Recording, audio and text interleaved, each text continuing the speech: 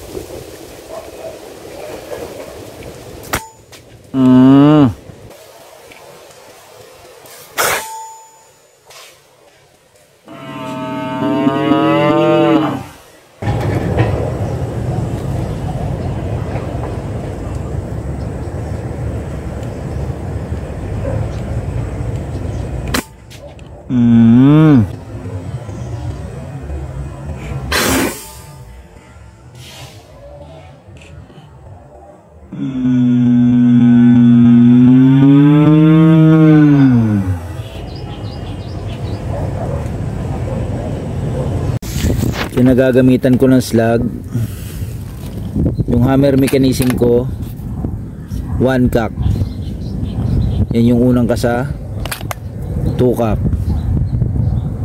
So sa 2 cock ko nilalagay yung slug pag ginagamit ko na.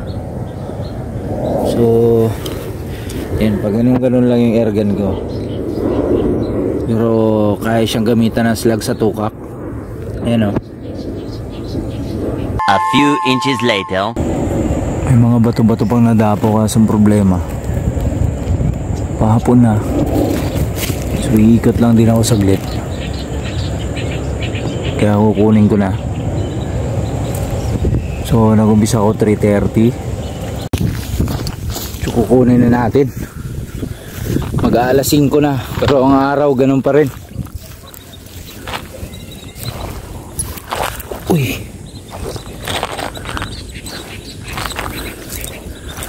Pulutin na natin yung tinamaan natin.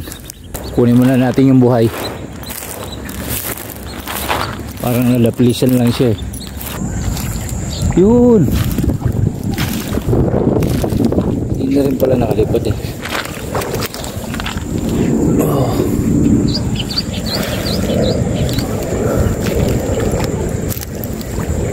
Isang putok. Few moments later.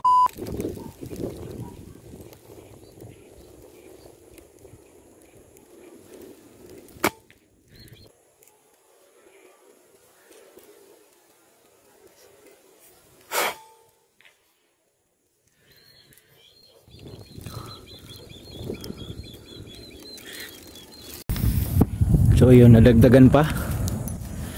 Ay, nakachamba pa ng isa. Okay.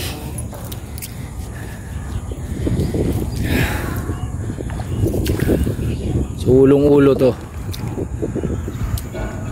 Ulo leeg. Ay.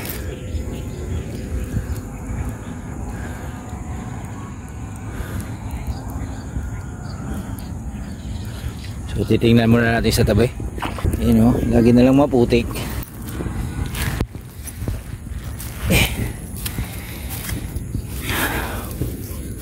So liig.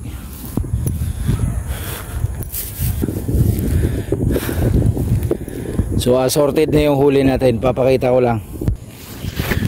Meron na tayong isang morhen, isang kurukutok. Tapos ewan ko ano to. Basta kasama yan. So may 3 na. Ikot pa ulit tayo. Eventually, So ayun. Nakuha sa tiyaga.